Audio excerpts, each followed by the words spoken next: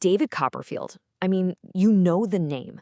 For decades, he's been the face of magic that seems absolutely impossible. He's walked through the Great Wall of China, he made the Statue of Liberty just disappear, and he even flew over the Grand Canyon. And for all that time, we've all been scratching our heads, asking the same exact question. So, how does he do it? Is it just incredibly clever wires, smoke and mirrors? Maybe a whole army of assistants hiding just out of sight? The secrets behind his illusions are some of the most protected in the world. But what if the answer isn't about how the trick is done? What if there's no trick at all? Yep, you heard that right. We're going to dive into a source today that suggests something completely radical.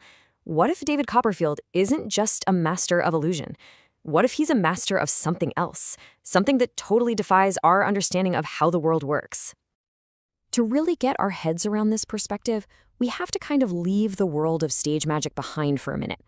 According to the source we're looking at, the real explanation starts with one single powerful idea. And that key term is Shen Tong. The source claims this is the real secret behind Copperfield's magic. Now, this isn't just a fancy word for a trick or an illusion. No, it translates to divine powers. We're talking about genuine, supernatural abilities. So the source actually places this idea within certain Eastern traditions. In these belief systems, powers like this aren't seen as some kind of crazy miracle. They're considered achievable skills, fa shu, that can be developed by what they call cultivators, or really dedicated spiritual practitioners. So from this point of view, what looks impossible to us is, well, it's just someone showing off a highly developed art form. Okay, so let's just go with this idea for a second. If we accept the premise, how does it change the way we look at his most famous acts? Well, the source doesn't just suggest it, it straight up relabels them, not as illusions, but as specific powers. Let's start with the big one, making the Statue of Liberty vanish into thin air. We've all heard the theories, right? Giant rotating platforms, clever curtains. But this source, it just throws all of that out. It says it's not a vanishing act. It's Da Ban Yi, which means the great move. We're talking about a literal, large-scale teleportation of an object. And what about that famous flight? No wires, no cranes, just him soaring through the air. You guessed it, the source has a name for that too. Piaofu Feixing, or levitation flight.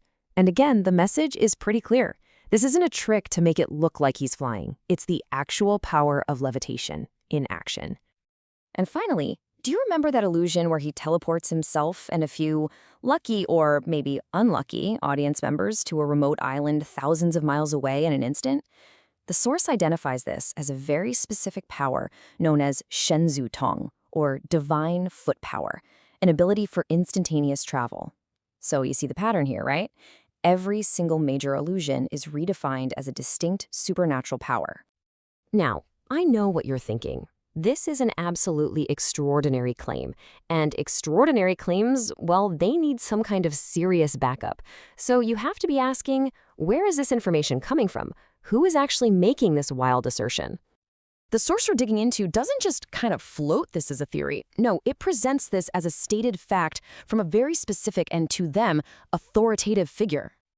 And there it is. This is the authority cited in the text. It attributes the whole claim to an entity called the Creator Maitreya, a figure in some Buddhist traditions who is seen as a future Buddha.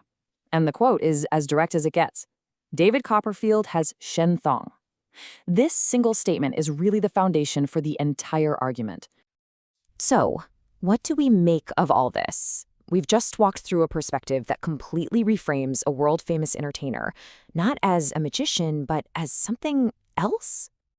So, just to recap the source's view real quick, David Copperfield's performances? They're not illusions, they're real displays of Shintong, or divine powers. Every famous act he does corresponds to a specific, named ability, and this whole claim is presented as a fact that's been confirmed by a spiritual authority. And that really leaves us with a pretty fascinating question, doesn't it? This source offers a totally radical answer to the mystery of Copperfield's magic, and it blurs that line between performance and real power. It really makes you wonder, at what point does an illusion that we can't explain become a reality that we just don't understand?